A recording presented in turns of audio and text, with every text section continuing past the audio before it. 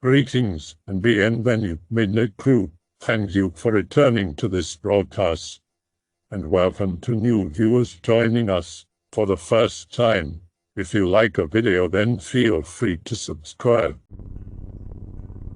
I was raised Christian, and as a kid went to a church that also had a family that had once been on a missionaries, in the Philippines. When I was around 11, one of the daughters was in my class. I would later awkwardly date her elementary school style. She told a couple of us in private some spooky stories, that some of the houses they stayed at in the Philippines were hardcore haunted and had spirits running about in them. The scariest story, though, was when she recalled seeing floating red eyes in the room her and her brothers were staying in, that they got all freaked out and started praying and crying, etc., which is predictable. She said that one night, her and the entire family, along with another Philippine family, were praying in the living room. The door opened, and a naked man with the head of a bull walked into the room and menacingly paced around them, while they screamed and the women cried, etc. They shouted prayer at it, and it slowly turned and left. I considered even at a young age that it was some witch doctor or local trying to freak out the Christians, which they saw as an intrusion with the mission. Someone just cut off the head of a bull and wore it. Simple. But they insisted it was a genuine demon. I have a friend who spends his summers in the Philippines with his family there. He told me a bunch of stories about some weird paranormal activity that went on over at his uncle's house. He told me that the spoons in his kitchens began levitating and doing weird stuff like following people around and whatnot. He also told me that his uncle had made friends with the 3 or so ghosts that take residence in his house. It's pretty creepy business. I hope that the story isn't true and that there aren't demons about. My family used to own a cabin in Minong, Wisconsin. Back in 1992, we sold it. In 1989, we had gone up there for a 3-week hitch at the cabin, which was at Horseshoe Lake. It was just outside of town. Anyway, while there, my grandmother contracted Lyme disease when we were clearing some brush. We took her to the hospital, but my grandfather stayed in town and my mom and dad took me back to the cabin. We had gotten dinner in town and were eating when we heard a splash in the rain barrel we kept outside. My dad got up and went out since he thought it was a raccoon or something and had knocked the lid off and fell in. With the lid off, the spout won't pour into the funnel and fill the barrel, so he went out to fix it. He came back a few minutes later and he complained about dogs out in the woods. His way of thinking was that a neighbor had let their dog off the chain and it was in the brush growling and watching him, because he said he heard all kinds of rustling, breathing, and low growling. He said it must have been a big dog since our Doberman didn't even sound as loud as that. We finished dinner. Me and Dad played around with the radio and we had to listen to a Cubs game. They were playing the Pirates that night, the second game. I wanted to hear them win. Even though as a kid I knew they wouldn't, the Bulls were the best Chicago team in the 80s. We got the game on, we got a chessboard out and were playing chess while my mom did some crewel work. We heard a thumping noise outside against the cabin around the second inning. My dad got up and took the lamp outside. It seemed like it took a minute or two, which was weird because it was probably only like 10 feet around the corner on the bathroom wall that we heard the thump. Whatever the time was, he came back and he had dirt on his face, in his hair and on his clothes. Little sticks and grass, crap like that. He was out of breath, shaking and stuttering. My dad almost never stutters. The last time I had heard him do that before this was in 1984 when a guy came into our bowling alley with a bag and a gun. He had just robbed our filling station across the street and the restaurant we had next to it. He threatened my dad, but my grandpa had come out of the restroom and saw the guy, drew his revolver and shot the guy and then covered him till the cops came. Grandpa was a former state trooper. After that, my dad stuttered for about a week. It scared him with the power of death. He's stuttering now. He looks scared, and his teeth. I can hear his teeth snap together when he finishes a word he's hung up on. I mean like snap. He reaches out to me and tells Mom to come over. We go to him and he grabs us and hugged us, and it was one of those sighs that you make, but when it comes out you're just racked and you get a few sobs. He was crying about something. I thought it was Grandma. He pulled back and cleaned his face on his shirt sleeve and told Mom to shutter the windows up, and me to go to the back bedroom where there were no windows and get the rifle-shotgun combo that he had. It was a 12 gauge on bottom with a 308 on the top, both single shot. He takes it, and of course it's loaded. Who keeps an unloaded big gun like that around, you know? He has me shut off the radio, and he tells Mom to call the county department to send a deputy out. Mom calls them, and when they ask about why, what's wrong, she looks at my dad and asks him. He kind of looks at her weird for a second and then shakes his head like he had forgotten something and said to tell them that he had seen a person who was taking steelhead out of the lake illegally, over the limit and undersized. If there was one thing to get them moving, it was a poacher. They said they'd be out shortly, since it was only like a 5-minute drive from their station even if they went slow. Mom hung up the phone, and Dad sat us down on the couch after he had turned it backwards, so if you sat on it, you faced a wall that led to the bathroom and the windowless back bedroom. He stood and waited with that rifle up and shouldered for the whole time. I know it was heavy because he had to readjust it on his arm and grip, but he was frightened by something.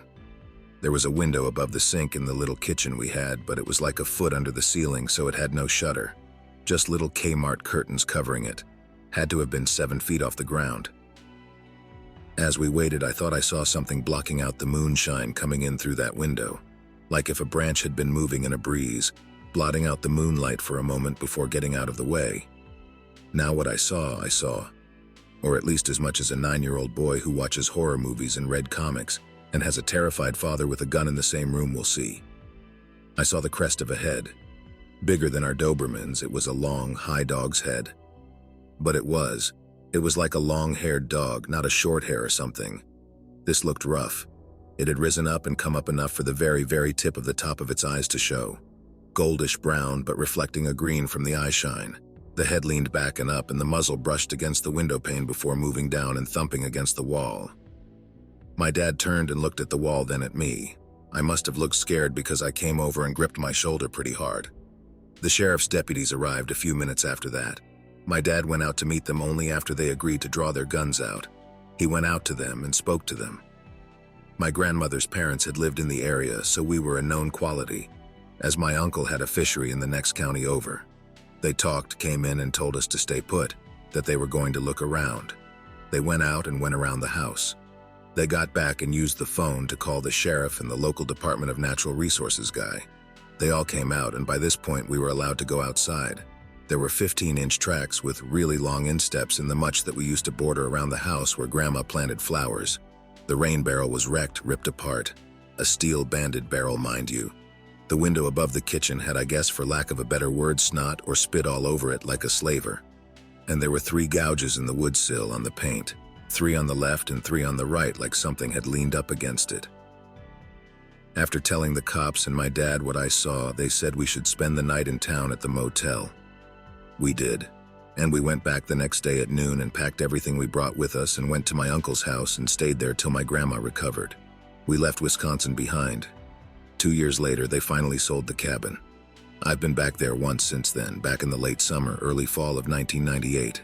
Drove up to Spooner, had lunch with friends, and then on to Minong to see my uncle about some stuff that had to be brought back to Indiana.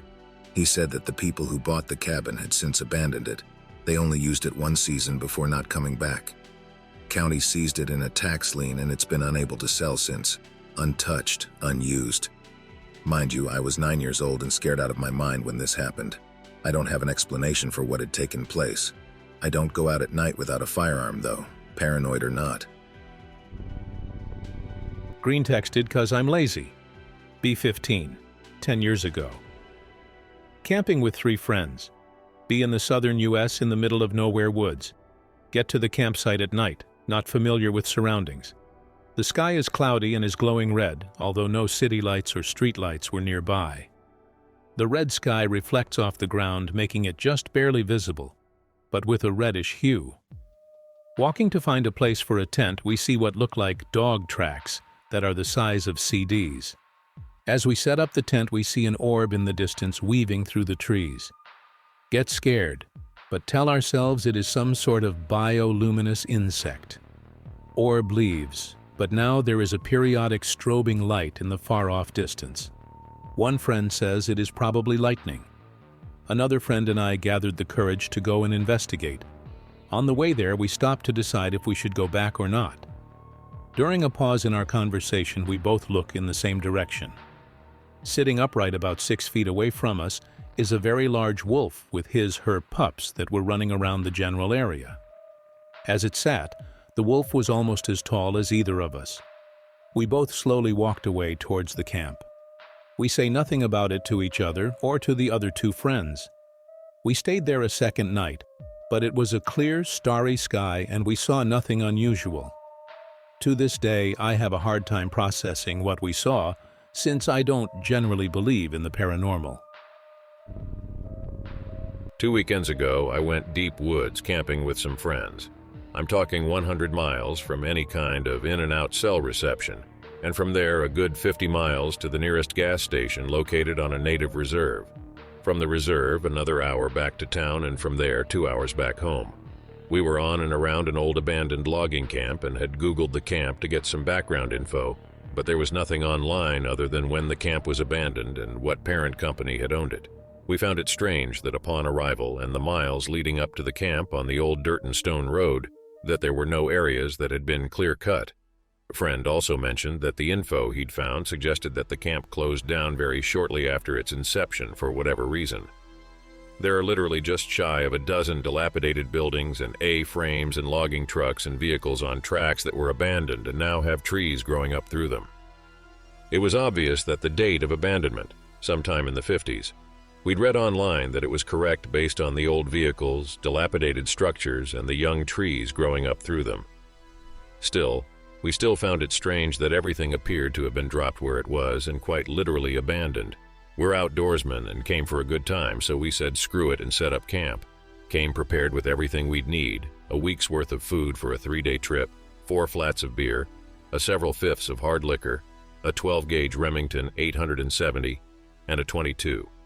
Buck knives and K-bars at our waists, bear mace, jerry cans for drunk 4x4ing, and the trip back to the native reserve, toolbox and a jack stand, compressor, and a couple satellite phones, just in case. I didn't bring one, but one friend A who brought his Jeep up did because he usually takes it hunting, and friend B who drove me up had one for hunting as well. Anyways, fast forward to later that first night, we're hammered and all is well.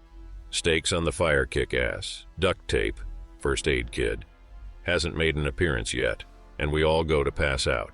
Hear some twigs snap in my still drunkenness at 4:30 a.m. or so, and assume it's one of the girls we brought out for a pee. Thought nothing of it at the time, but as I write this, it makes me wonder. The next day, friend A and I are out with just our knives and bear mace going exploring, trying to find where the river fed into the lake we were staying on.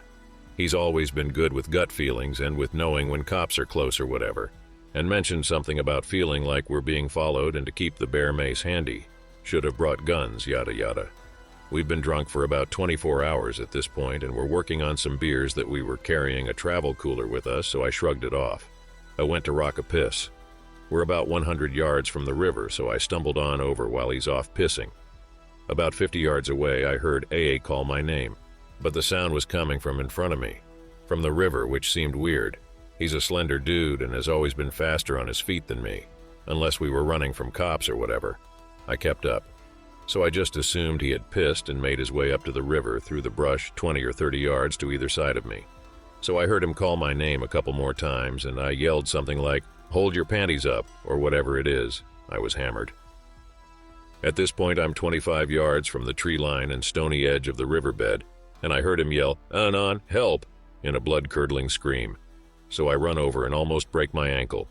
Ankle support, thank God for the work boots, to the edge of the river and don't see shit.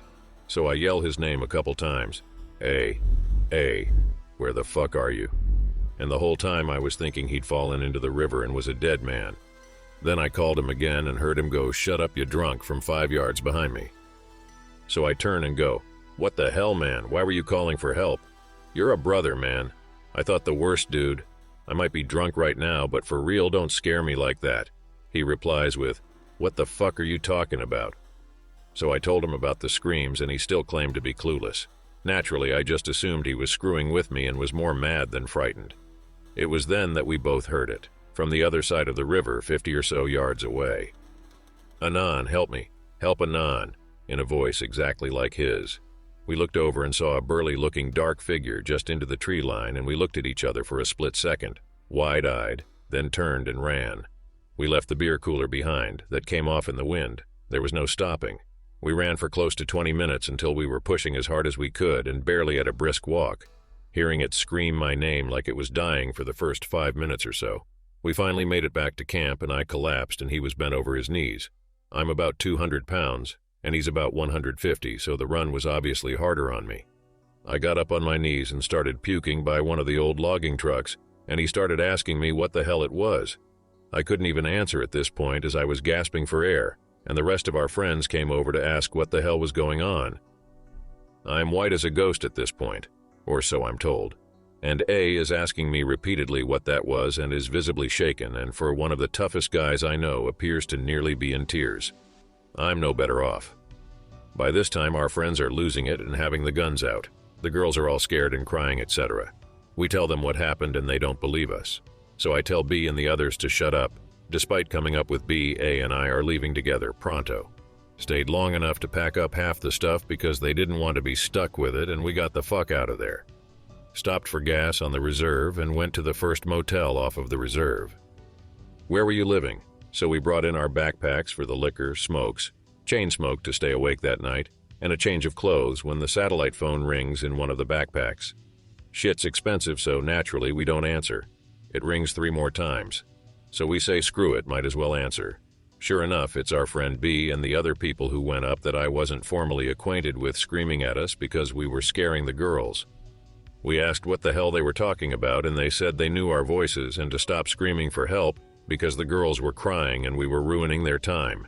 We maintained that we were back at the motel and it couldn't be us. So B says to us, "Then why the hell is your beer cooler sitting on the tail of the logging truck now when you took it with you?" So we tell him we didn't take it, and he's screaming at us now. So we tell him to shut the hell up and listen, and we cranked the motel TV volume. Sure enough, they believed A and I and got in the Jeep and got the hell out of there so fast they came back to the motel on 2 flats, with 2 half-flats and 2 ruined rims. They abandoned everything that wasn't packed: tents, chainsaws, coolers, axes, etc. We're not going back for it either. I used to go in the woods a lot. During one of the trips to the forest, I heard a weird noise. It was something of a mixture of an eagle, a seagull, a barking dog, and a goat. Just bear with me. I can't really describe it. Some time passed and I got back to the forest, and I sincerely hope I am schizophrenic or that I had momentary hallucinations. There's a large hill in the middle of the forest. At its base, I used to do my videos. I heard a weird shifting noise, like if someone was pulling something heavy through the thick layer of leaves. Naturally curious, I turned on my flashlight. On top of the hill was a boar, lying, perhaps dead, perhaps unconscious, perhaps sleeping, its closed eyes pointed in my general direction. Nothing spectacular. Something pulled it over the top of the hill so fast, I couldn't even follow it properly. Like in one of those bad horror movies. At first, I was stricken with panic, but I thought to myself that the boar most definitely just woke up and ran away, with its head still facing me and without moving its legs. I wanted to check on it, and considering boars aren't even that dangerous, I wasn't even that scared. Until I reached the top of the hill, heard the same sound as before, and something flung the boar against a tree about 3 meters high. But wait, that's not the worst of it. There's a very old, senile lady living close to me. And even though she's perma-confused, she's very kind. As I sat at the bus station across the street of her house, she walked outside the door, smiled at me, and told me, "You can't feed the man-raven," roughly translated, just with pig. Made an oink-oink sound and started crying. Boars, not that dangerous. Keep thinking that. Boars without their young are pretty much as easily scared away as any other animal you may encounter in the woods. A male boar during mating season will ram his tusks up your ass and out your mouth. My grandfather already had several run-ins with aggressive wild boars where he had to climb up a tree and shoot it dead from there. I'll contribute. A few months ago, I was visiting my cousins up in Hudson, New York, about 1 hour 15 minutes from the city, and I swear that I saw a mountain lion. We were driving down the Taconic State Parkway, and by the exit that leads to Hudson, and out on the side of the road I saw a huge brown or black cat. I really didn't get a long time to look at it because if you've driven on the Taconic, you know that it's very narrow and windy. At first I thought it was a bobcat, because I've seen them up there before.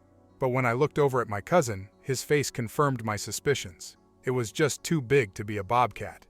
Now I know that mountain lions aren't technically cryptids, but I'm pretty sure that they went extinct in New York around the turn of the last century. Anyways, that's my story. If you guys want to ask questions, I encourage it, as these kinds of threads are my favorites, and the comments will bump it. Mountain lions either never went extinct east of the Mississippi or are back. They've been confirmed by the Departments of Natural Resources in Michigan, Ohio, and other states. That's really disconcerting. Well, for me at least. You know how parents warn their kids about dangers and stuff, such as don't talk to strangers or don't travel without friends. Well, no one ever taught me or anyone I know about big cats. The most we have here are coyotes, and they're harmless. It's a shitty analogy, but what I'm trying to say is no one over here is aware of the threat. Second-hand native account. I smoked with a cousin of a friend. He was an Indian, Native American, at the reservation, and there's plenty of Bigfoot stories. He said he was with his old elderly uncle out in the mountains at his house, and they were working in the garage, which was separate from the house. He heard and even felt, through the ground, something huge and heavy trotting past the entrance to the garage. It was silent, but he still heard it, and it freaked him out. His uncle said nonchalantly, "Oh yeah, it's just them big feets, they've been out here sometimes." Principal saw Bigfoot. My elementary school principal sat and watched a Sasquatch for like 10 minutes through binoculars not far from my house. Along a local lake, it kind of drove him crazy. He went around telling everyone about it, especially at the local bar, and everyone treated him like a lunatic. He retired and moved away, and I think he died last year. I remember him leading the Halloween school parade when I was in first grade. At the same lake that my elementary school principal saw Bigfoot, another girl in my class in high school revealed that her mom had gone out to the lake and found footprints which she photographed. I never did track down her mom and get those pictures, but I thought about it. Who knows if they're even in the same state anymore. Where were you living? In Montana, I don't want to say exactly. Way up high and out in the mountains, there are mountain lakes, very remote. One is called Spook Lake. Nobody seems to know why it was called that, but just this year I was reading a book by some elders who said it was named that after a guy was hunting and set up camp there for the night. He heard, "Hey Ed, hey Ed, hey Ed," hollered at him across the lake, and then a big ball of fire started rolling across the lake at him. He hopped up and gathered his horse and left. Not really crypto-related, but in this same area, me and my family, my dad and little brother, were stalked out of an area at night. We were at the lakeshore. The lake was not as remote as Spook Lake, but something still came down the hillside, snapping branches as it approached, and it remained around the edges of our camp. We never got to see it. It just kept moving around and snapping the occasional branch. Freaked out and thinking it was either a bear or a lunatic, we had no choice but to leave. A couple of weeks later, a family was scared out of the same lake by something throwing giant rocks boulders into the lake near them. Something doesn't like people being near those lakes. They're pretty gnarly and awesome among the Hey Ed. Spook Lake story was about another guy who went hunting in the old days and found a cave. He investigated inside and found several pine needle beds with small piles of sticks next to each bed. They tried joking this off in the book as, oh, maybe the bears were playing a stick game, but seriously. What the hell would bears be doing collecting small sticks in neat piles next to their neat separate beds? We've got the Flathead Lake Monster near here as well. In like the early 90s, among a handful of other sightings, a Korean exchange student was out on the lake and had a telephone pole-sized black serpent swim under her boat, which nearly scared her to death and sent her to the loony bin. There is, of course, the theory that the only monster that ever was in the lake was a fish. A giant sturgeon, to be exact, which has been caught in the lake before, but the sea serpent and Nessie-like stories refute this. Still, even the thought of having an automobile-sized, razor-sharp sturgeon capable of biting into your leg, it makes swimming out in the deep feel spooky. I hope that you enjoyed tonight's broadcast. If you enjoyed tonight's story, then please subscribe to the channel as more green texts will appear daily. A new broadcast will appear when the clock strikes midnight Central Time.